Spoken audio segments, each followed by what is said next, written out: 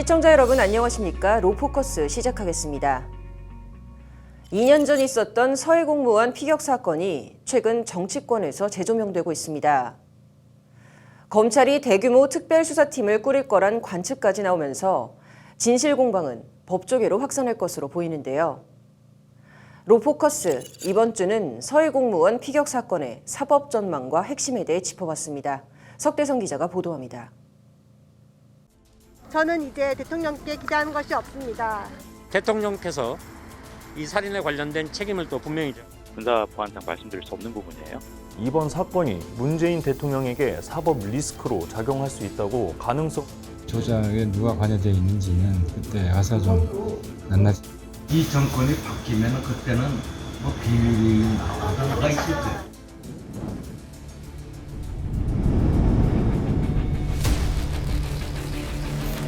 북한의 최고 지도자로서 곧바로 직접 사과한 것은 사상 처음 있는 매우 이례적인 일입니다. 이번 사건을 풀어나가는 데서부터 대화의 불씨를 살리고 협력의 물꼬를 펴나갈 수 있기를 바랍니다. 한 국민의 죽음을 남북관계 반전의 지렛대로 삼고자 했던 문재인 전 대통령. 일부 정보를 유족에게 공개하라는 사법부 판결에 불복하며 청와대를 떠났습니다. 안보를 명분으로 숨겨졌던 그날의 사고는 정권이 교체되고 나서야 진상규명 첫발을 뗐습니다. 윤석열 정부는 문재인 정부가 제기했던 항소를 취하했고 일부 사건 수사 기록은 유족에게 공개됐습니다. 2020년 9월 21일 해수부 소속 무궁화 10호 1등 항해사 이대준의 북한 피격 사망의 비극적인 죽음에 대한 진상을 밝히고자 합니다. 유족이 받은 몇 장 남짓의 수사 기록은 더 많은 의문을 남기면서도 문재인 정부가 진상을 감췄다는 단서를 제공했습니다. 정부 발표를 토대로 취합한 2년 전 사건일지입니다. 고 이대준 씨의 실종 사실을 파악한 해경과 해군, 해수부는 21일 수색에 들어갑니다. 이들이 수색에 착수한 곳은 소연평도 남단으로 2km, 이 씨 실종 추정 지점이었습니다. 군 당국은 다음 날인 22일 북한 선박이 황해남도 강령군 금동리 앞바다에서 이 씨를 발견한 사실을 파악합니다.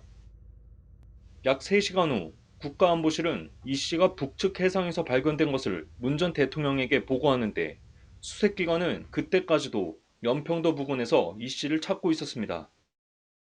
수색 함선이 이 씨가 NLL 너머에서 숨진 사실을 안 건 23일.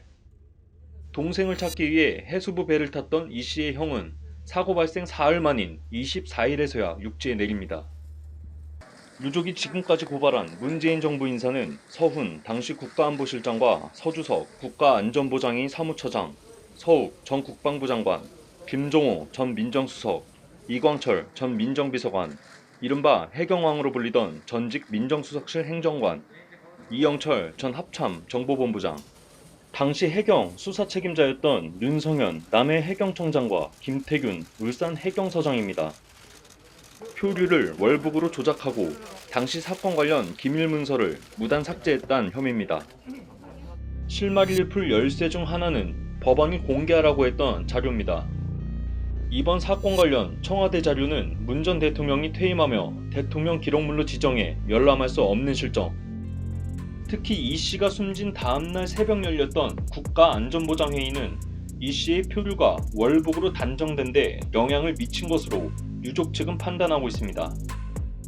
당시 회의에는 서훈 실장과 노영민 대통령 비서실장, 박주영 국정원장, 이인영 통일부 장관, 서욱 국방부 장관 등 관계부처 수장이 자리했습니다.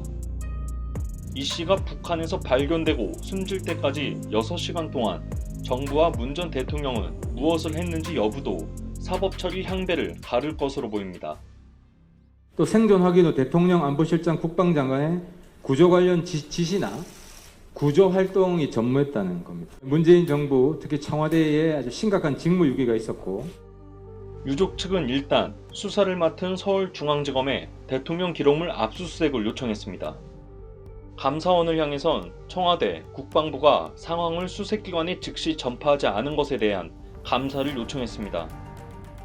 아울러 김진표 국회의장과 야당이 오는 13일까지 대통령 기록물 열람 동의안을 의결하지 않으면 문 전 대통령을 고발하겠다는 방침입니다. 문 전 대통령께서 대통령 기록물로 지정했기 때문에 그렇습니다. 대통령 기록물로 지정한 주체가 바로 문 전 대통령입니다. 그래서 어쩔 수 없이 권력 정점, 청와대를 상대로 한 600일의 사투. 그날의 진실은 조금씩 베일을 벗고 있지만 유족의 상처는 더욱 깊이 새겨지고 있습니다. 법률방송 석대성입니다. 네, 서해 피격 공무원 사건 얘기 더 해보도록 하겠습니다. 유족이신 이래진님과 법률 대리를 맡고 계신 김기훈 변호사 스튜디오에 모셨습니다. 어서 오십시오. 네, 안녕하십니까. 네, 이래진님께 먼저 질문을 드리도록 하겠습니다. 일단 사고의 진실을 밝히기 위해서 2년 동안 굉장히 고군분투를 하셨습니다. 좀 질문드리기 굉장히 조심스럽고 안타까운 마음이지만 정권이 바뀐 지금에서야 진상규명이 좀 첫 발을 뗀 것 같은데요. 심경 먼저 좀 여쭙겠습니다. 처음에 이제 동생의 실종, 그 다음에 월북의 프레임을 들었을 때는 하늘이 무너지는 기분이었죠. 이 사건을 어떻게 해결하고 어떻게 또 풀어가야 될 것인가.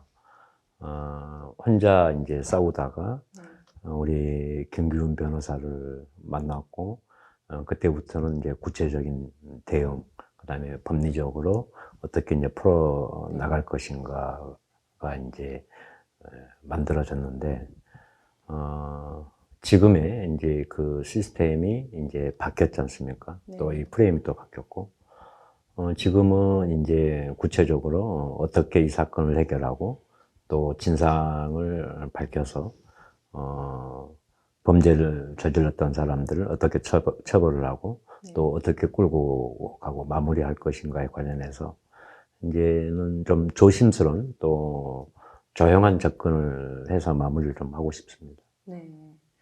네, 이번에 변호사님께 질문을 좀 드리도록 하겠습니다. 네. 자, 문재인 정부 시절 이제 청와대와 군기관 그리고 치안기관 등에 이제 고발을 하셨는데요. 검찰에서 대규모 특별수사팀을 꾸릴 것이다라는 관측도 지금 일각에서 나오고 있는데 이 실마리를 풀 핵심 열쇠 무엇이라고 판단하시나요? 예, 이제 대규모 이제 수사팀이 꾸려지는 이유가 이제 필요한 이유가 네. 대통령 기록물에 대한 압수수색이 필요합니다. 그래서 저희들이 오늘 이제 압수수색을 해달라고 요청을 했는데 지금 이제 대규모 특별수사팀을 꾸리지 않으면 사실상 대통령 기록물에 대해서 압수수색하는 게 사실상 너무 불가능합니다. 왜냐하면 너무 양이 많기 때문에. 네. 그래서 이거의 대통령 기록물을 보게 되면은 과연 어떠한 대한민국 국민이 죽을 때까지 어떠한 지시와 그리고 어떤 보고를 했는지 알 수가 있을 겁니다. 그래서 여기에서 바로 대한민국 국민이 죽을 때까지 정부의 대응, 그러니까 일명 그 6시간이라고 말을 하는데 네. 6시간에 대한 정부의 대응을 알 수가 있습니다. 6월 16일 밤에 10시에 초동수사 자료하고 무궁화 10호 직원들의 진술조서를 보게 됐습니다. 네. 이제 열어보게 되니까 무궁화 10호 진술의 주된 쟁점은 월북이 아닌 증거들만 있었던 거죠. 네. 직원들이. 오히려 5시 13분에 그 22일 오후 5시 13분에 연평 파출소는 그 연평도 인근을 수색하고 다니는데 그때는 이미 그 이대준 씨가 북한에서 있었을 때입니다. 네. 예. 그 북한에 있었는데 연평도 연안을 왜 수색하고 다닙니까? 그 얘기는 지금 말씀드리면 전파를 안 했다는 얘기죠. 예. 그렇기 때문에 과연 그 대한민국 국민이 죽을 때까지 정부는 무대응으로 한 건지 어떻게 실질적으로 전파를 했는지에 네. 따라서 이게 그런 실마리로 풀어갈 것 같습니다. 그리고 저희들이 이제 고발한 주된 취지는 월북 조작을 했는지에 네. 대한 걸로 했는데요. 월북이라고 발표한 건 해양경찰입니다. 네. 그래서 해양경찰과 그러면 해양경찰한테 어떠한 지시나 지침을 시켰는지에 대해서 지금 뉴스 보도에 따르면 청와대 민정수석실이 좀 관여한 것으로 보입니다. 그래서 네. 민정수석실에 구체적으로 뉴스를 나온 거 보면 민정수석실의 행정관이라고 일명 해경왕이라고 있다고 합니다. 네. 네. 예, 그 해경왕은 이름이 아니라 이제 별명인데 네. 해경의 왕이 민정수석실 행정관이라는 얘기인데 네. 이 사람이 그 어떤 지침을 내리고 또 인사권까지 좌지우지했다고 하더라고요. 네. 그래서 그 월북에 대해서 발표를 하면은 그 해경과 그다음에 청와대 민정수석실의 다리 역할을 한 네. 그 해경왕에 대해서 집중적으로 수사를 해야 할 필요가 있다라고 네. 생각이 듭니다. 자, 다시 그 사고 현장 얘기로 돌아가서 네. 이제 최근 연평도에 다녀오셨습니다. 네. 2년 전 그 사고 당시에도 연평도에 가서 직접 함께 수색을 하셨던 것으로 알려져 있는데요. 네. 이제 현재까지 나온 정황상 좀 동생이 실종이 된 것은 연평도 부근 해상이 아니었다라는 것에 좀 놀라지가 않을 수가 없는데요. 네. 어떻게 이런 일이 벌어질 수가 있었고 좀 책임자 누구라고 생각하시는지 궁금합니다. 국방부의 최초 발견 지점 아니면 체포 지점에 관련된 좌표를 달라고 했는데 딱 유일하게 국방부가 준 게 금동리 해안 일대라고 두루뭉실하게 줍니다. 그래서 나는 이거 말고 위경도를 줘라, 정확한 좌표를. 했는데 그 나머지는 군사계면 국가안보라고 합니다. 그리고 이제 동생이 체포되고 또 배로 끌려갔던 장면이 있었어요. 거기에는 이제 부유물 위에 뭐 타고 있었다, 아니면 또 끌고 가면서 놓쳤던 장면들, 다시 한 2시간을 또 자기들끼리 수색했던 장면들이 있습니다. 이게 동생이 실종되고 나서 호적거리다가 바다에 떠다니는 부유물을 잡았겠죠. 그것을 이제 살기 위해서 타고 갔다가 북한에 발견되고 체포되고 그러한 것들이 지금까지 알려진, 또 제 나름대로 분석했던 그 상황이에요. 사고, 그 이후에 이제 뭐 총살, 화형에 관련된 것들은 이제 정부의 발표나 좀 이제 구체적인 이제 정황, 증언들, 그다음에 영상에 관련된 자료를 가지고 이제 판단할 수 있는 겁니다.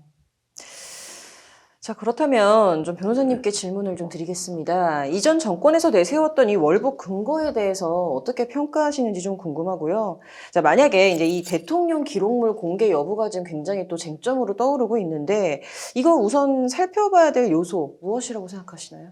예, 이제 이전 정부에서 월북 근거에 대해서 어떻게 평가해야 되냐에 대해서 먼저 말씀드리겠습니다.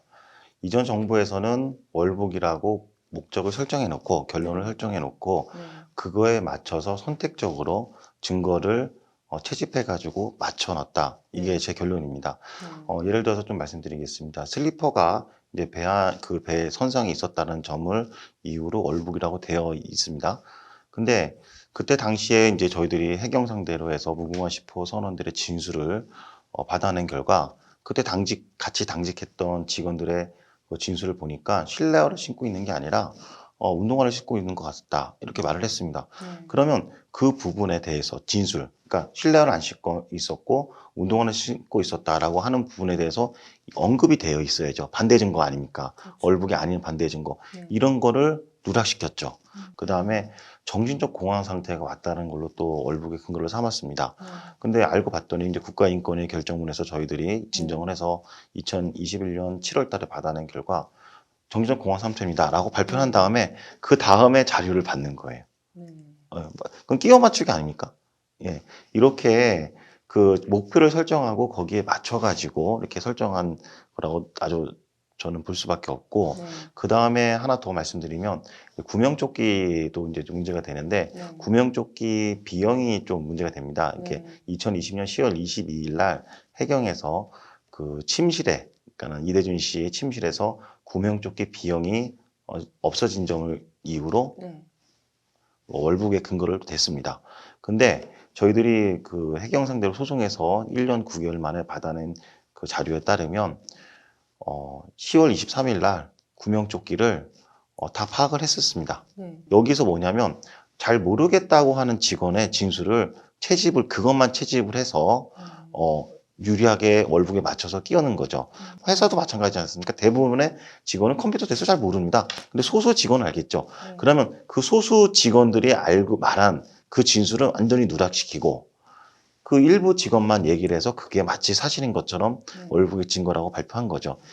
그 다음에 대통령 기록물이 공개된다면 우선 살펴야 되는 거는 뭐냐면 대한민국 국민이 죽었을 때 6시간 동안 정부의 대응과 문재인 대통령은 과연 무엇을 했는지에 대한 이 문제가 바로 직무유기가 되는지에 대한 점과 연결되어 있습니다. 만약에 문재인 대통령이나 정부가 북한에 발견된 걸 알면서도 아무런 대응을 하지 않았다. 그러면 아무런 조치도 하지 않았다. 라고 하면은 뭐 직무유기가 명백하게 되겠죠. 그렇기 때문에 대통령 기록물은 과연 6시간 동안 무엇을 했는지에 대해서 정확한 증거 자료가 될 거라고 생각합니다. 또 참고로 지금 저희들이 이 대통령 기록물법이 문제가 뭐냐면 지정 정보를 이거를 어떤 정보를 지정해야 되겠다. 대통령 기록물로 지정해야겠다. 대상이 무제한입니다. 예, 그냥 대통령이 이거 나 비공개하겠으면 다 비공개할 수 있도록 무제한적으로 되어 있어요. 이거는 국민의 알 권리를 심각하게 침해한다라는 이유로 제가 헌법소원을 제기해 놓은 상태입니다. 이게 사실 뭐 복잡한 법률적인 쟁점도 있지만 또 이제 정치적인 사안의 얘기를 또 안 해볼 수가 없는데요. 더불어민주당 이제 당시 여당이죠. 이제 보상을 조건으로 뭐 이제 회유를 했다라고 이제 말씀을 하셨는데 당사자들은 이제 그 부인을 하고 있죠. 좀 당시 상황에 대해서 좀 구체적으로 말씀해 주신다면. 그날 제가 이제 2020년 9월 29일 날 외신 기자 회견을 합니다. 끝나고 이제 나오니까 민주당의 항의 의원이 안산에 우리 사무실 앞에 와 있다. 좀 만납시다라고 해요. 총 4명이 이제 와서 국방부에 가서 민주당 국방위원들이 SI 첩보를 들어보니까 월북의 정황이 확실하다. 그래서 월북을 인정하셔라라고 해서 그러면 그게 동생의 직접적인 육성이나 증언이었느냐? 아니다. 조각조각 첩보를 들어보니까 월북의 정황이 맞더라고 해요. 근데 이제 그게 지금 현재 국민의힘 의원들이 들었던 SI 첩보하고 거의 일맥상통합니다. 그래서 동생의 육성이나 직접적인 증언이 없기 때문에 그 첩보만 가지고 인정할 수 없다라고 이제 했습니다. 그랬더니 김철면 의원께서 호남이니까 같은 편 아니겠느냐. 월북을 인정해라. 그러면 보상하겠다고 합니다. 그래서 나는 돈도 필요 없고 동생이 월북의 낙인이 찍혀서 나는 이 부분을 반드시 명예회복과 진상규명을 하겠다라고 했습니다. 네, 이제 문재인 전 대통령과 관련 인사들은 사실 이제 이 사건이나 뭐 이런 의혹 불거지는 거에 대해서 계속 말을 아끼고 있는 입장입니다. 변호사님께서 이제 향후 대응 방안이나 활동 방향에 대해서 좀 설명 부탁드릴게요. 예, 그 문재인 전 대통령께서 지금 이게 지금 계속 뉴스에서 계속 불거지고 언론에서 나오고 그런데 아무 말씀도 없으신데 이 문제에 대해서 자기가 그 아들한테 편지를 보내지 않았습니까? 그 책임질 사람은 책임지겠다고 하셨습니다. 그러면 책임질 사람은 책임지게 하도록 하려면 그 진실을 알아야 되겠죠. 그 진실을 알게 하려고 하는 거는 자기가 숨긴 대통령 지정물을 풀어야 됩니다. 그래서 우리가 이제 앞으로 검찰이나 저희들이 행정소송을 통해서 그 봉인된 대통령 지정물을 풀기 위해서 앞으로 많은 노력을 할 것입니다.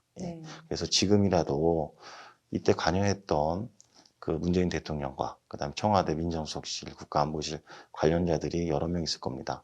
그래서 저희들은 그분들이 하루속히 유족들한테 사과를 하고 그다음에 민주당에서 만든 서해 공무원 사건 TF팀도 대응할 게 아니라 여기서 스톱하고 이제 사과를 하는 것이 낫지 않겠느냐라는 생각이 듭니다. 오늘 좀 오랫동안 전반적인 얘기 많이 나눠봤는데요. 좀 두 분께 공통적으로 마지막으로 또 한 말씀 하고 싶은 거 있으시면 간단하게 부탁드리겠습니다. 먼저 국가의 존재가 이번에 절실히 왜 필요한지를 알았습니다. 무고한 생명을 죽이면서까지 그걸 덮어씌우고 또 살려야 될 골든타임에 아무런 것을 안 하고 죽고 나니까 죽이고 나서 월북자의 프레임을 씌웠습니다. 그런 사람들이 과연 민주주의, 민주화를 위해서 투쟁을 했고 또 자랑스럽게 얘기를 합니다.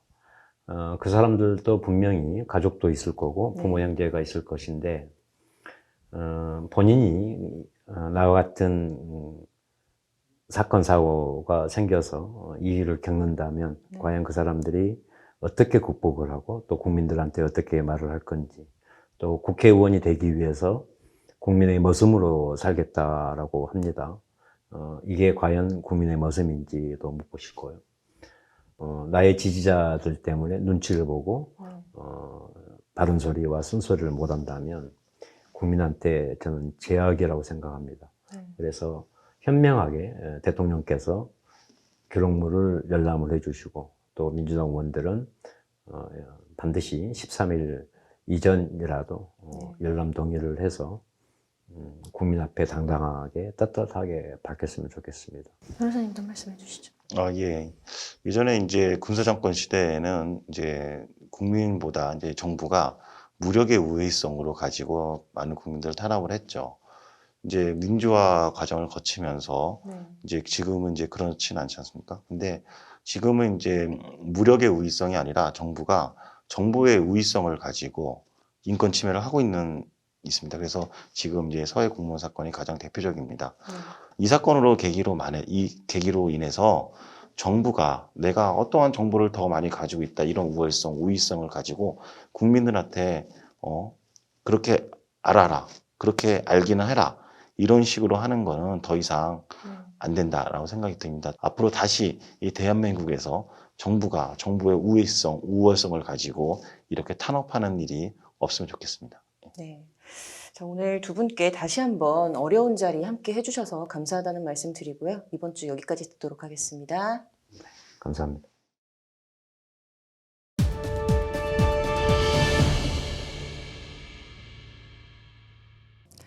어렸을 때 집에서 한 번쯤은 학습지를 통해 공부해 보신 경험이 있으실 겁니다. 이러한 교육 사업들을 토대로 국내 굴지의 기업으로 성장한 한 업체가 있습니다. 오랜 시간 기복 없이 승승장구해온 해당 업체가 그런데 자신들의 핵심 고객층인 학부모들과 빚어진 갈등이 최근 법적 다툼으로까지 확대돼 논란입니다. 무슨 일이 있었던 걸까요? 김혜인 기자가 취재했습니다. 국내 유명 학습지 업체에서 자녀 교육을 위해 학습지 구독을 하려던 학부모 김은주 씨는 갑자기 선생님이 됐습니다. 학습 상품을 더 저렴하게 구입할 수 있다며 사번을 등록하도록 한 업체 측의 말 때문입니다. 사번이란 회사원이 입사 후 회사로부터 부여받는 번호를 뜻하는데 해당 업체에 인적사항을 제공한 후 사번을 받으면 영업할 수 있는 기회를 제공받게 됩니다. 내가 내 걸 사도 수수료를 받을 수 있고 그것도 영업으로 쳐서 그리고 내가 누구한테 팔 수도 있고 요런 건데 일단 바로 나와요. 그러니까 아무한테나 팔 수 있게끔 그런 기회를 주는 거잖아요. 근데 그런 사람들을 다 선생님으로 부르거든요 또. 그러니까 선생님이 되는 거예요. 엄마들이 그러면 10%라도 싸게 살려고 그렇게 해서 사번을 등록을 하게 돼 있어요. 좀. 계약서에 사인만 하면 학습지 교사 신분이 되는 것과 동시에 다른 사람들에게 상품을 팔 수 있는 구조. 고객이 영업사원이 되고 또 다른 고객을 모집할 수 있게 하는 겁니다. 이제 어머니 코드 있으니까 어머니 콜로 들어가시면 어머니 수당 받을 수 있단 말이에요. 이제 앞으로도 이나 이렇게 다 어머니를 데리고 오시면 일명 프리패스라고 불리는 패키지 상품이나 전집을 구매하도록 유도하기도 하는데 그 금액은 무려 수백만 원에 이릅니다. 하지만 이런 상품 금액 납부에 대해 사측의 정확한 안내는 없다는 게 피해 학부모들의 말입니다. 이거는 400만 원 조금 넘는 거. 그럼 지금 두 개 합쳐서 그러면 800이죠. 네. 이게 한 프리패스당 400이라는 건 알고 계셨어요? 아니요. 그렇게는 몰랐어요. 계약할 때는 한 달에 11만 2천 원씩 내시면 돼요. 이렇게 얘기를 하거든요. 현재 김 씨가 한 달에 내는 금액은 총 60만 원. 사용하지 않는 교육 상품들은 애물단지가 됐습니다. 부산에서 울산으로 이사 온 지 일주일 만에 피해를 입었다는 최문영 씨. 업체 이름 하나 믿고 계약했지만 돌아온 건 꼬리 자르기식 책임 회피였습니다. 저 같은 경우에도 아니 이라는 이름을 보고 몇백만 원이라는 학습지를 계약을 했지 개인 사업자라는 분들이 선생님도 아니고 영업사원이라는 거에도 화가 났는데 그냥 저희는 이름만 빌려줬지 저희 책임이 아니다. 그렇게만 얘기를 하더라고요. 본사에서도. 사측은 영업사원인 교사들에게 위탁 판매 계약을 맺고 이름만 빌려준 것일 뿐이므로 책임이 없다고 주장하고 있다는 게 피해 학부모들의 상토입니다. 심지어 교사들의 영업활동을 지휘 감독하는 지위에 있는 지국장들은 영업 압박과 함께 감금까지 당했다는 폭로가 나왔습니다. 이 지국장이 압박과 감금도 하면서 그러신 지국장도 있었고요. 감금이요? 네, 그러니까는 각 지구마다 이렇게 월 매출이 이제 어느 정도 잡힌 목표가 있대요. 근데 그거를 못하게 되면 이제 밑에 사원들을 이제 수업할 수 있는 그런 공간으로 이제 창고 같은 데로 데리고 들어가서 네, 부장님 수업 중이에요. 너 마감 안 하면 죽인다. 30분 남았다. 네, 알겠습니다. 너네 지구가 내가 태블릿 지원을 몇 대 한 거 같은데 빨리 정산할 거 하라고 네가 얘기해. 나 진짜 내 입으로 돈 얘기하기 너무 싫어. 이러한 사측의 행태는 명백한 현행법 위반이라는 게 피해자들을 대리하는 박재천 변호사의 설명입니다. 이게 다 방문 판매법 위반이에요. 지금 이 학습지에서는 방문 판매업자로 등록이 되어 있고 다단계 판매업자로 등록되어 있지 않은 상태예요. 직급 형태가 3단계 이상으로 나눠지고 이들이 하위 판매원들을 모집하도록 하는 피라미드식 구조인데 소비자를 판매원으로 둔갑시켜 수당을 지급했던 겁니다. 지국장이 판매원들이 모집이 되면 자기가 수당을 받아요, 본사한테. 그러니까 이게 지금 등록된 다단계 판매업자도 못하는 것들을 하고 있더라고요. 학부모들이 계약 해지와 청약 철회를 요구했지만 업체 측은 약관을 근거로 들며 이를 거절하고 오히려 지급 명령을 신청하거나 민사소송을 냈습니다. 하지만 한 달 이상 상품이나 서비스를 제공하는 계속 거래는 중도의 계약 해지가 가능하다는 게 박 변호사의 말입니다. 중도 해지가 안 된다는 말 자체가 약관법 위반이에요. 이미 그 방문 판매법 31조에서 계속 거래업자들과 계속 거래 등의 계약을 체결한 소비자는 계약 기간 중 언제든지 계약을 해지할 수 있다 이렇게 규정을 하고 있어요. 방문 판매법이. 그리고 약관법에서 고객의 해지권이나 해지권을 부당하게 제한하는 규정은 약관법상 무효예요. 심지어 계약 체결 과정에서 판매원이 대신 서명을 하거나 내용을 설명하지 않는 경우도 있었는데 이는 사문서 위조에 해당합니다. 그냥 계약 체결 단계가 거의 가라예요, 가라. 쉽게 말해서. 그냥 계약서를 보고 싶어도 설명을 해야 일단 보여준다 이러고 설명하면 계약 성립되고 알림톡이 딱 와요, 문자로. 피해자들 모인 카페만 하더라도 지금 1,500명이 넘게 모여 있거든요. 그러니까 이분들이 다 이런 방식으로 계약을 체결을 당한 거예요. 이 같은 논란들에 대해 그 중심에 서 있는 해당 업체는 방문판매법 위반 혐의는 사실이 아니라고 반박했습니다. 다단계라고 자꾸만 말씀을 하시는 거는 저희 조직 체계라든지 이런 걸 봤더라도 사실에 좀 부합하지 않고 좀 법리적으로도 조금 맞지 않는 그런 조금 일반적인 주장이라고 저희들은 생각을 하고 있습니다. 그래서 저희가 2021년도에도 그 조직 변경 바꿀 때도 조직 체계라든지 이런 것들도 공정위에다가도 문의도 하고 이렇게 본사가 영업사원들에 대해 꼬리 자르기를 하는 것 아니냐는 비판에 대해서는 각자의 역할이 다른 것이라고 일축했습니다. 개인 사업자분들로 이제 되어 있거든요. 올바르게 판매만 하시면 되는 거고, 그 다음에 수업 진행이라든지 그런 상품에 대한 거는 회사 측에서 관리하는 거기 때문에 그런 이후에 미납이 발생되거나 했었을 경우에는 그거는 회사에서 당연히 관리하는 거라고. 그러면서 지속적인 모니터링을 하고 있으며 앞으로도 관리를 강화해 나가겠다고 공언했습니다. 양측의 입장은 첨예한 대립각을 세우고 있는 가운데 재판부는 어느 쪽에 손을 들어줄지 귀추가 주목됩니다. 법률방송 김혜인입니다. 법률방송 로포커스, 이번 주 서해 피격 공무원 사건 다뤘습니다. 이 사건의 쟁점은 몇 가지가 있겠으나 현재 가장 화두가 되고 있는 건 월북 조작 여부입니다. 국민의힘은 문재인 정부의 월북 공작으로 규정하고 이들의 책임을 묻는 반면 더불어민주당은 친북 프레임을 씌운다는 주장과 함께 여당의 색깔론이라는 맞수를 놓고 있는 상황입니다. 일단 사건 발생 당시 관련된 고위공직자들이 대검찰청에 고발됨에 따라 진상규명에는 속도가 붙을 전망인데 어쨌든 사건의 실체를 파악하려면 감청 자료를 비롯한 보고조치 기록 공개는 불가피해 보입니다. 여야 모두 정치적 공방은 접어두고 지금은 6시간의 실체를 규명하는 것이 최우선일 것입니다. 로포커스 여기서 마치도록 하겠습니다. 시청해주셔서 고맙습니다.